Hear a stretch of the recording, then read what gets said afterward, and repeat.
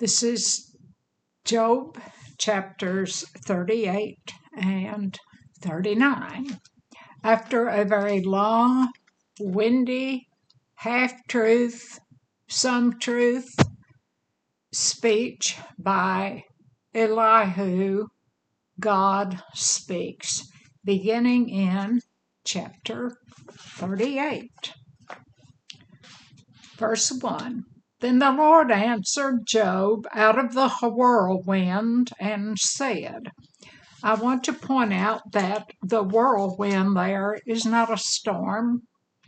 In Ezekiel, we learn about God's vehicles of polished brass, and Ezekiel, who only knew about a horse or a camel, described these vehicles, and they were round. They were able to zip up and down, right and left, of highly polished bronze. And we know that Elijah was carried up in just such a whirlwind. 2. Who is this that darkeneth counsel by words without knowledge? So he is saying, who are you that have dark words or untruth and have no knowledge? And you have people who will tell you that he is speaking of Job. He is not. He is speaking of the three friends and Elihu, who has ranted for several chapters. Gird up now thy loins like a man, for I will demand of thee, and answer thou me. Now he is speaking to Job. He's saying, gird up. Now that would have meant to take one's belt, pull it up between the legs, and prepare a set of trousers for fight or for work. In this case, Job is going to be asked to fight, and particularly to fight his enemy, who is none other than Satan. For where wast thou when I laid the foundations of the earth? Declare if thou hast understanding. And that, of course, is in that first earth age. And he's saying, tell me what you know. 5. Who hath laid the measures thereof, if thou knowest, or if thou stretchest the line upon it? Who put the moon in orbit, and the stars and the planets? Were you there? No. Job's name means persecuted, and he is asking the question, where were you? Whereupon are the foundations thereupon fastened, or who laid the cornerstone thereof? What holds it? It was laid by God. 7. When the morning stars sang together, and all the sons of God shouted for joy. This reminds us of Revelation 12:4. Morning stars. The old dragon, and he drew away 1/3 of the stars, and they were cast to the earth. These are fallen angels, and they were happy until then and sang.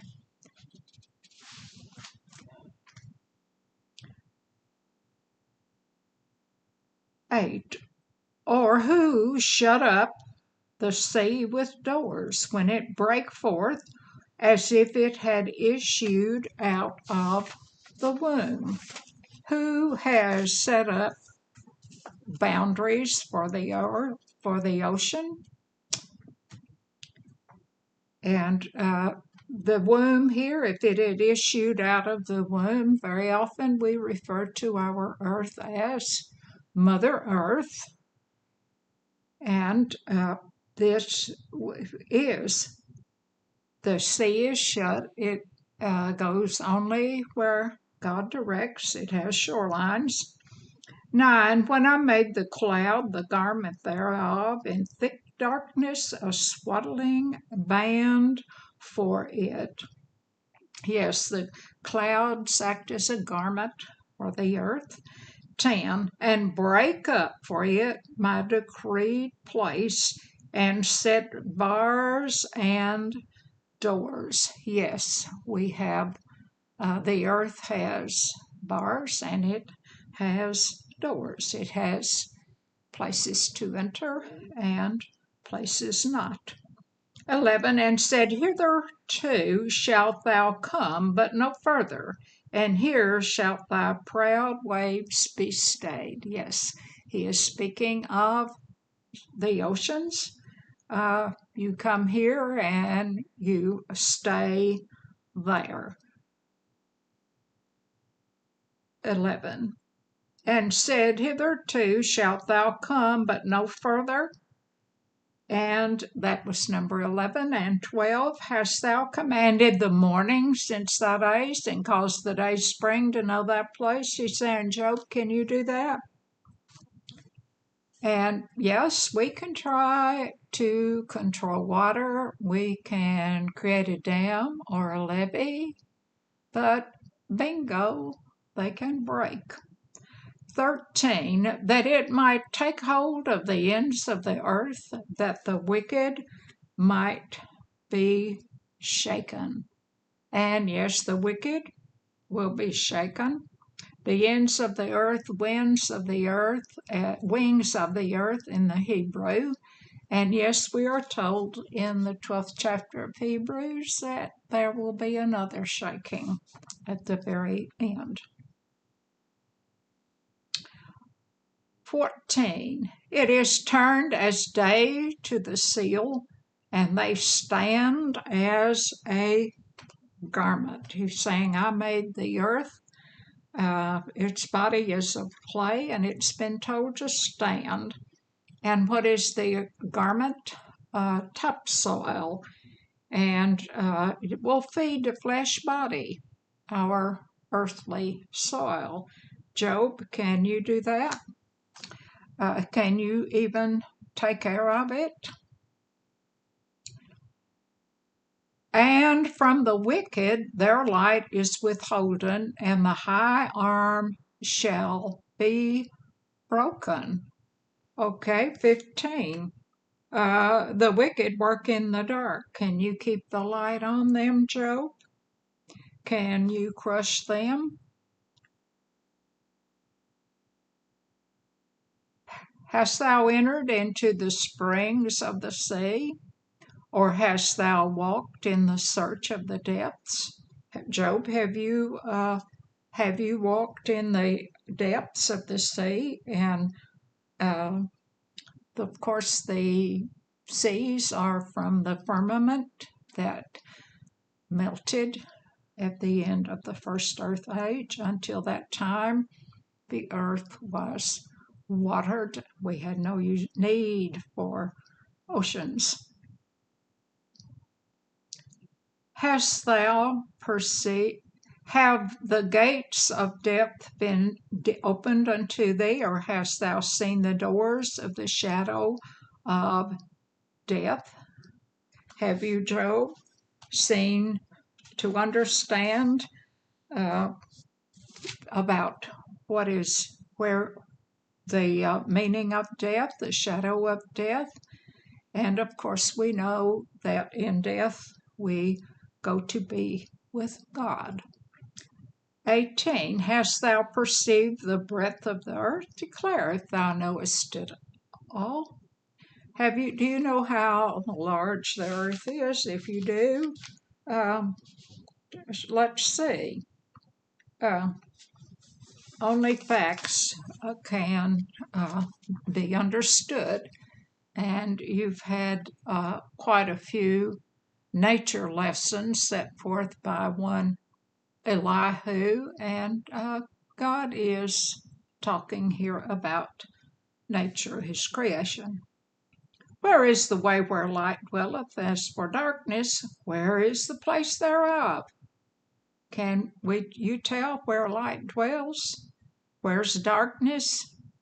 And the speed of light, we have learned in recent times, is a phenomenal number of how quickly light from way, way far out can come to the earth. And spiritually, what is our light? Our light and the way, of course, is our Savior. 20, that thou shouldest take it to the bound thereof, and that thou shouldest know the paths to the house thereof. Can you take the light or the dark and lead it home? No. 21, knowest thou it because thou wast then born, or because the number of thy days is great?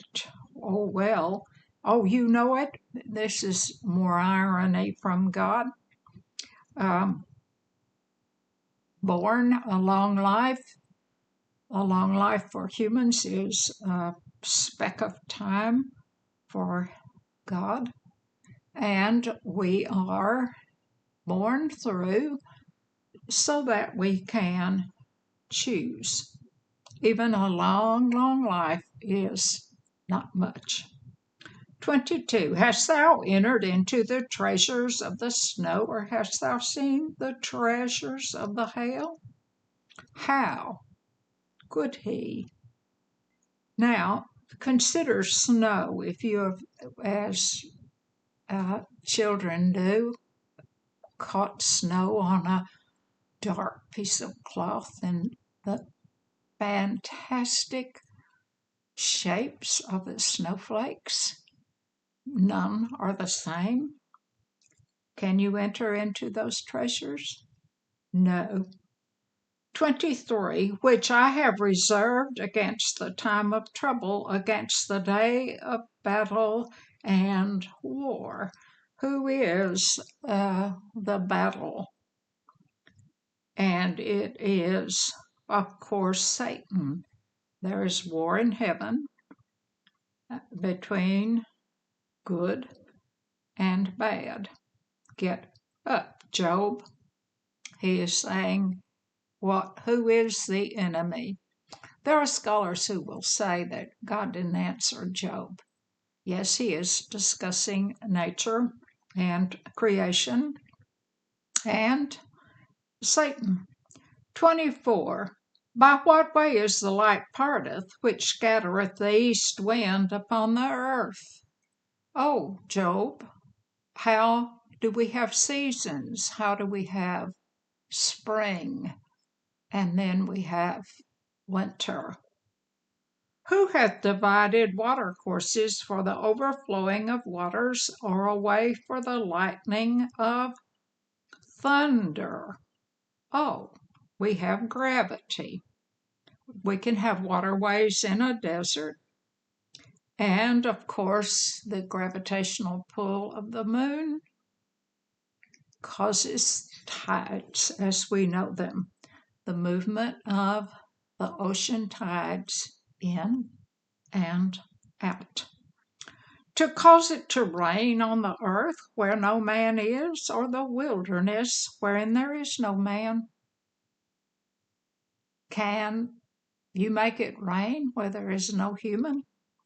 Out in the wilderness, on the desert parts of the earth?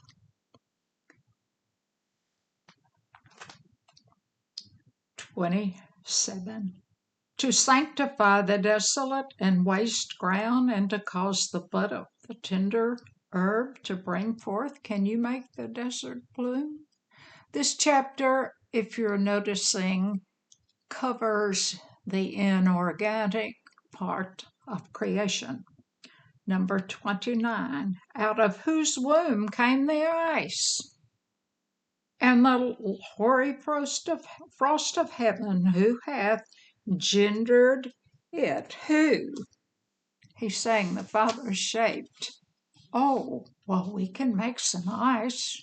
Oh, can we freeze over Lake Erie? Can we freeze over an entire continent? No, we cannot. Hath the rain a father?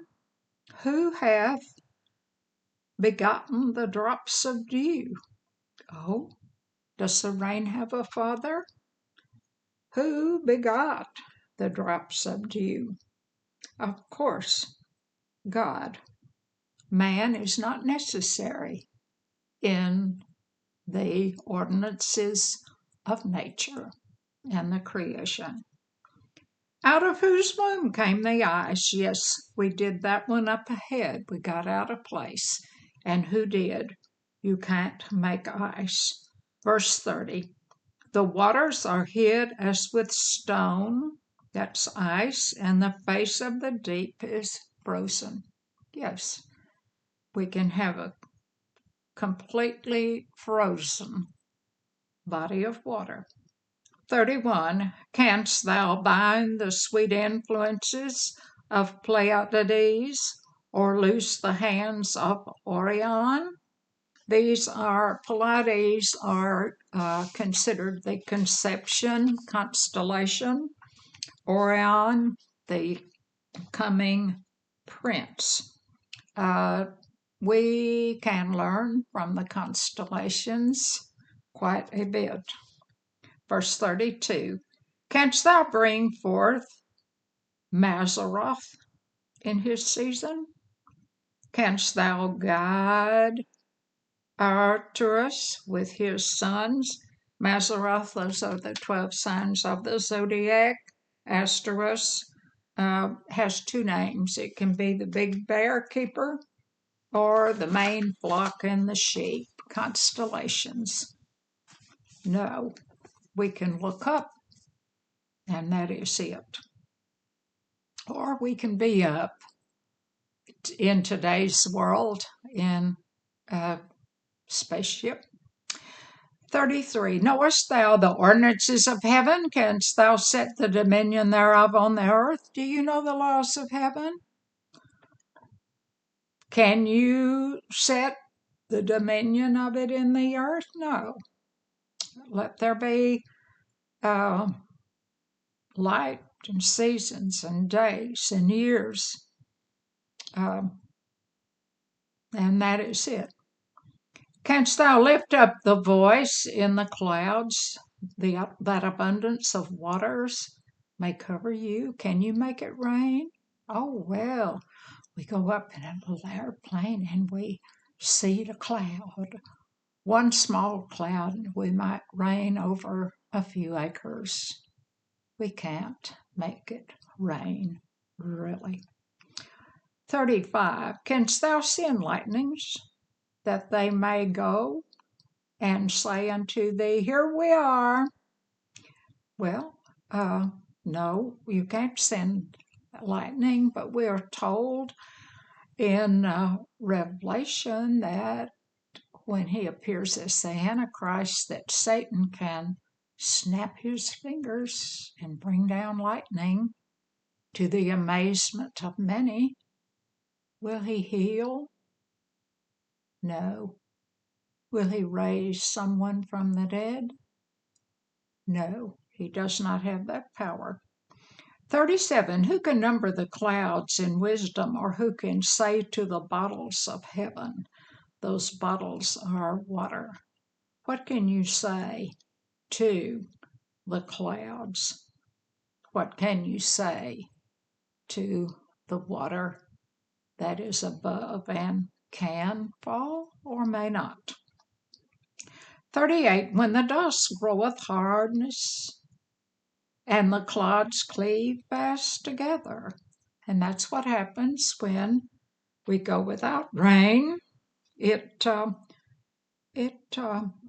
turns hard and clods form.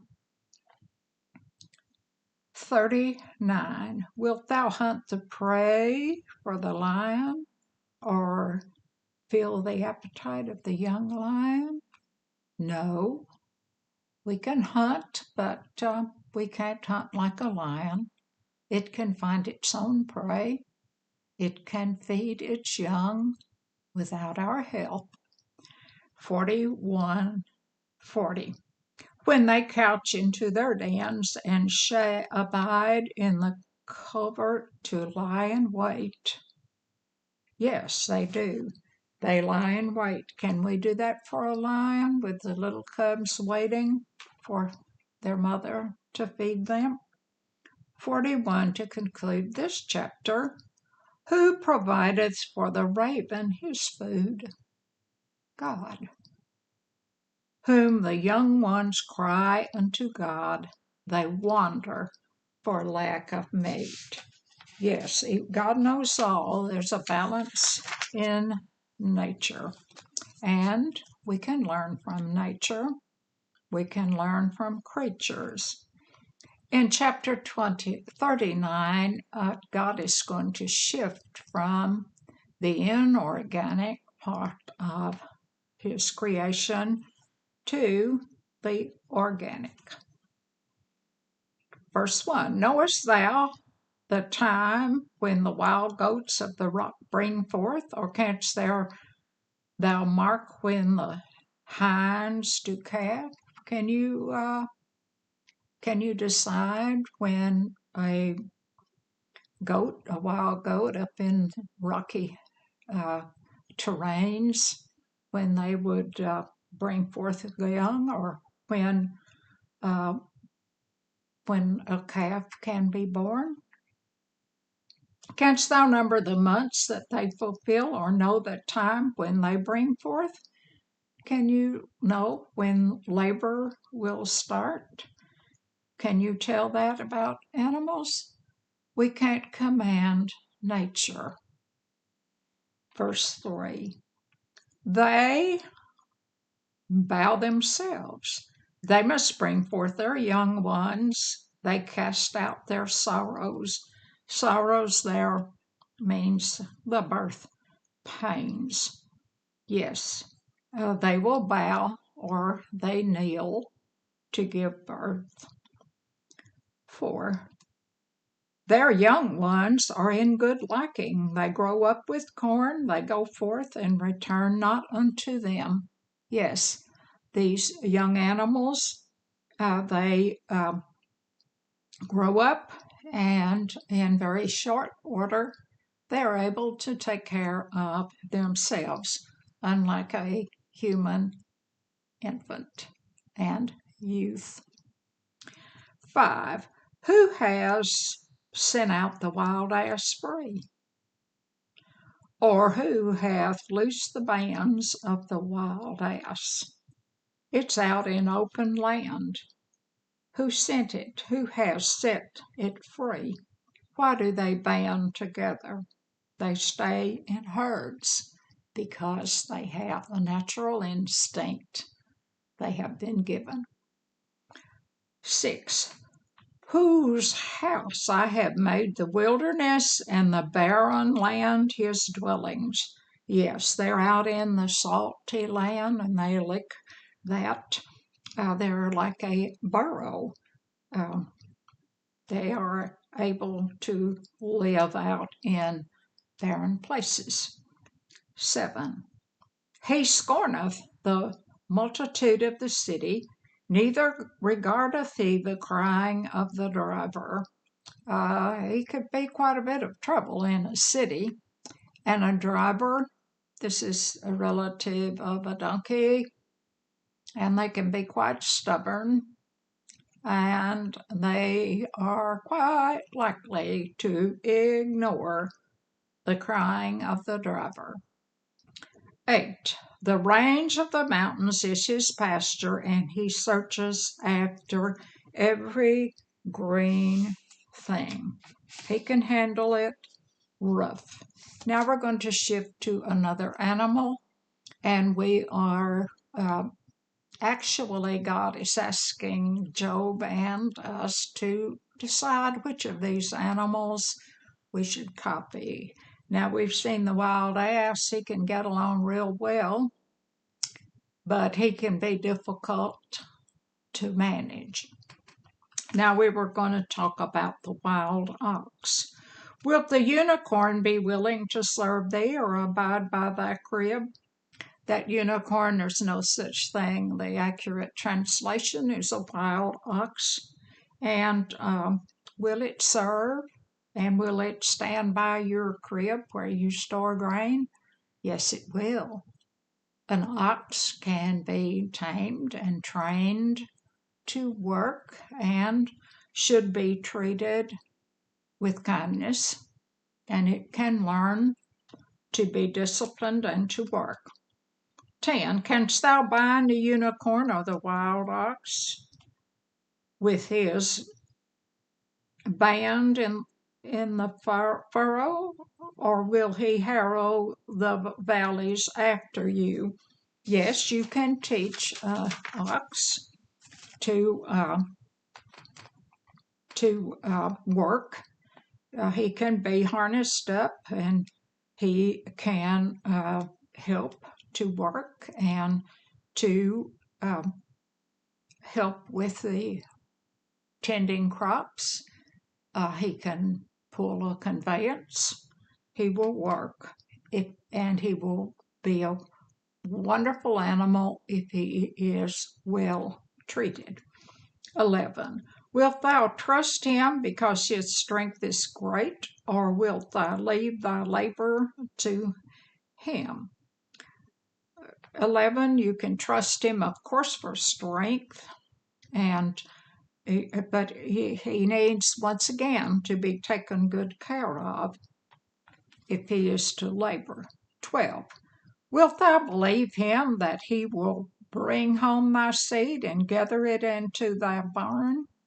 Yes, animals will help to bring in a harvest if it's trained, and it will behave. This is a work ox.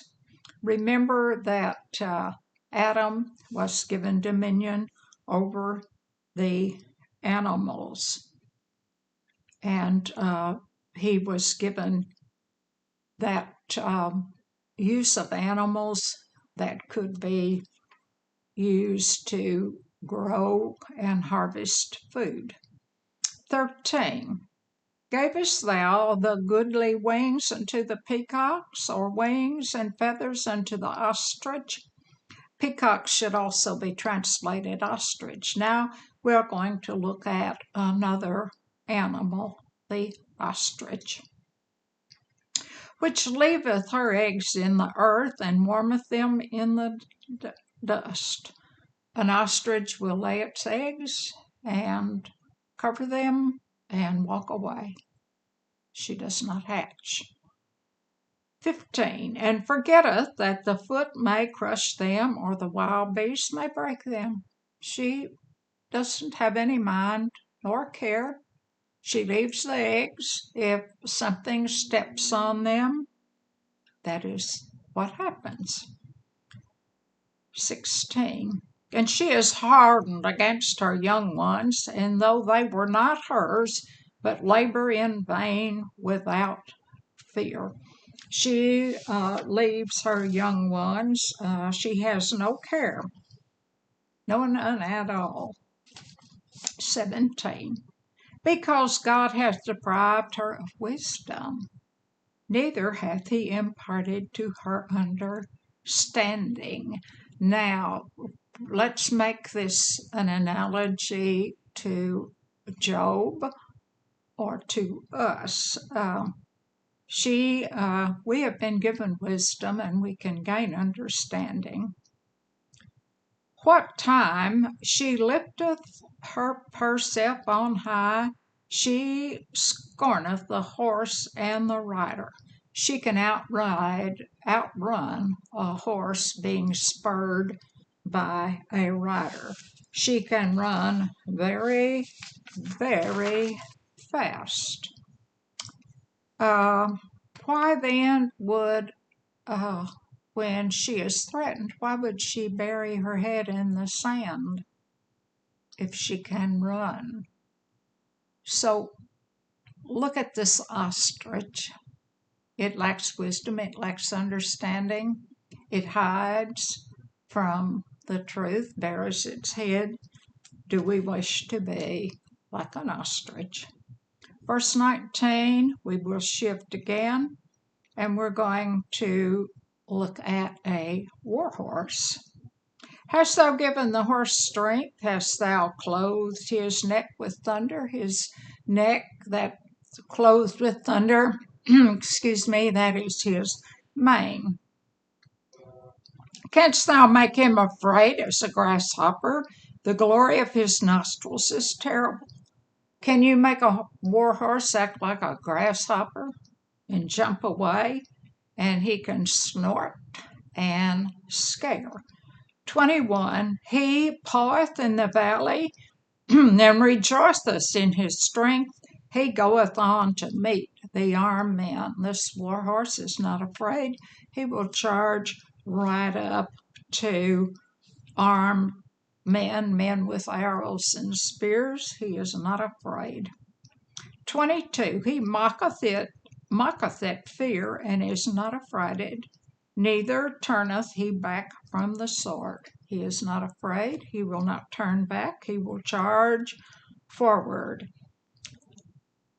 23, the quiver rattleth against him, the glittering spear and the shield makes no difference to this war horse. He swalloweth the ground with the fierceness and rage, neither believeth he it is the sound of the trumpet. He's ready for war. He's trained and disciplined. Are we? Are we like a war horse coming against our enemy Satan? Are we disciplined? Luke chapter 10, verses 18 and 19 tell us that we have power over enemies. We don't need to be afraid of Satan at all.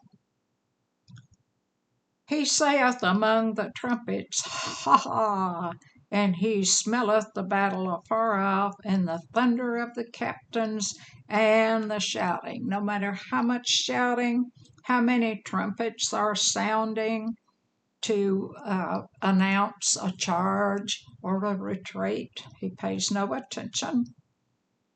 26, now we're going to talk of migrating birds. Doth the hawk by thy wisdom and stretch her wings toward the south? How does the hawk know when it's time to fly south? 27, doth the eagle mount up at thy command and make her nest on high? No, the eagle has an instinct. It knows to make its nest in a very high place. 28, she dwelleth and abideth on the rock, upon the crag of the rock and the strong place. Taken this in a poetic way to put it in man's world, our rock is Christ. We rest upon our rock, and we have from that resting place, like the eagle, a strong place. Verse 29, from thence she seeketh the prey, and her eyes behold far off. An eagle has binocular vision. It can see very, very far, and it can find prey. Eyes of an eagle. Verse 30, to conclude this chapter. Her young ones also suck up blood, and where the slain are, there she is. She is able to take care of herself. So we want to consider all of the dominion in the first chapter we read, the foundation of the earth, weather, clouds, winds, seas that stay where they belong, and we have no command or control. And then we look at the organic world. We've looked at several animals. We do not wish to be a ostrich. We don't wish to be a wild ass. We don't want to be like a work oxen. We want to be like a war horse ready to take on our enemy. We want to be like an eagle who can take care of itself and who lives on the rock. This video has been brought to you by the Essex Methodist Church in Essex, Missouri, a global congregation.